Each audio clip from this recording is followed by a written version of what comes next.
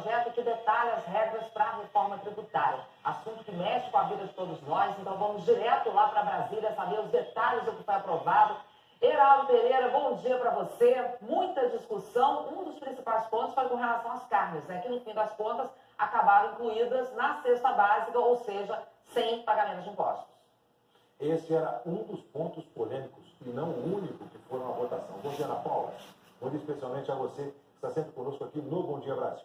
A inclusão das carnes na cesta básica tinha sido defendida pelo presidente Lula. Na votação na Câmara, foi proposta pela oposição.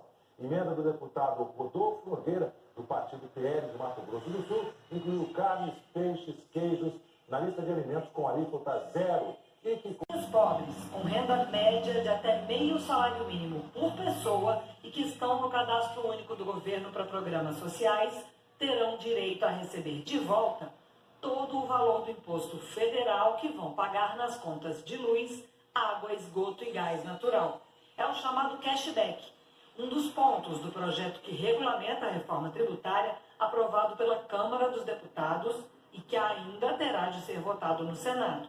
Na proposta original do governo, só o botijão de gás teria 100% do imposto devolvido.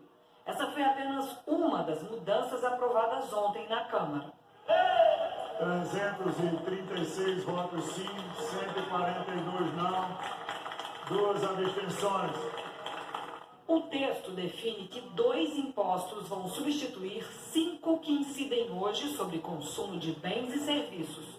Os deputados passaram os últimos dias fazendo costuras no projeto e, no fim, decidiram que todos os medicamentos registrados na Anvisa ou fabricados por farmácias de manipulação terão pelo menos uma redução de 60% na alíquota. Alguns, como as vacinas, vão ter isenção total de impostos. Planos de saúde para animais domésticos vão ficar com desconto de 30% na alíquota. O projeto ainda cria um imposto seletivo para deixar mais caros produtos que fazem mal ao meio ambiente ou à saúde, como bebidas alcoólicas. Mas a proposta de incluir armas e munições nessa lista do imposto seletivo foi rejeitada por 316 votos.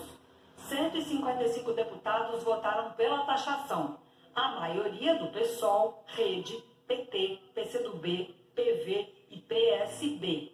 E a decisão mais polêmica ficou para o fim da noite. Depois da votação do texto principal e de passar o dia inteiro tentando convencer, sem sucesso, os deputados a desistirem da ideia de incluir as carnes na lista de produtos isentos de impostos, o relator anunciou aqui em plenário que ia aceitar a proposta. Além da carne, frango, peixe, queijos e outros derivados de proteína animal também vão ser isentos de imposto.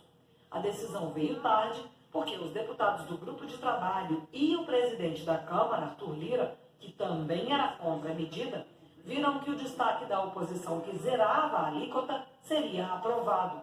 Nas contas da equipe econômica, isso deve provocar um aumento na tarifa estimada em 26,5%. Para tentar evitar o aumento na carga tributária, os deputados criaram uma nova regra que prevê que, se a tarifa for ultrapassada, o governo fica obrigado a mandar um projeto de lei complementar para o Congresso para compensar algum benefício e manter o percentual da alíquota no limite previsto. Lá em 2031, antes da entrada em vigor, se teremos tempo daqui para lá para calcular, para medir, para ter uma ideia mais clara da alíquota, se elas correr risco de ultrapassar 26,5%, o governo terá que mandar um PLP para o Congresso Nacional apontando as modificações para manter a alíquota máxima em torno de 26,5%. Foi essa, eu acho, uma das contribuições mais importantes em detrimento de tudo que foi discutido. O relator diz que as novas regras simplificam o sistema tributário do país, dão mais competitividade à indústria nacional com impactos sobre a renda do trabalhador. R$6.000 no bolso do povo brasileiro de renda per capita. E para voltar a crescer, tem que colocar dinheiro no bolso do povo brasileiro. Miriam, bom dia para você. Bom dia, Ana Paula. Bom dia a todas as pessoas que acompanham o Bom Dia Brasil. Esse texto que foi aprovado, ele tem desafios para essa reforma ser implementada dessa forma.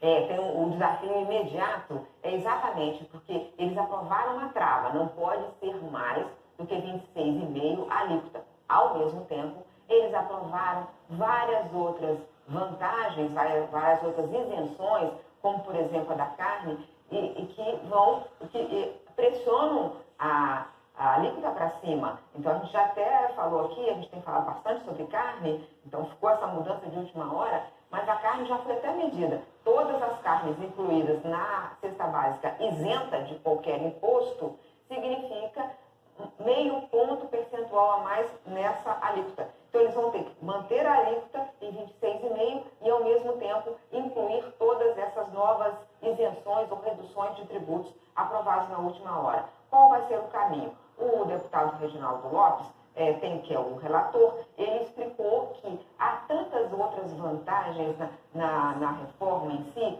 ganhos de produtividade, ganhos de eficiência, mais redução de sonegação, que pode ser que a alíquota seja até menor do que isso. Então, tudo vai ser feito agora, vamos pegar todos os lados bons dessa reforma para fazer essa equação e enfrentar esse desafio. Como não ir além de 26,5%, apesar de eles terem colocado mais vantagens e mais isenções nessa cesta básica. E dentro de tantos itens essenciais que realmente precisariam de uma isenção, de um desconto de imposto, chama muito a atenção a história das armas, Miriam, porque as armas ficaram de fora do tal do imposto do pecado, do imposto seletivo, ou seja, na prática, se não tiver nenhuma mudança no Senado, vai ser um imposto menor para as armas do que o que é hoje. Exatamente. No frigir dos ovos acaba que as armas pagam menos. Esse é o principal defeito da reforma, de tudo que saiu ontem da Câmara. Porque as armas, a gente sabe que tem todos os problemas em relação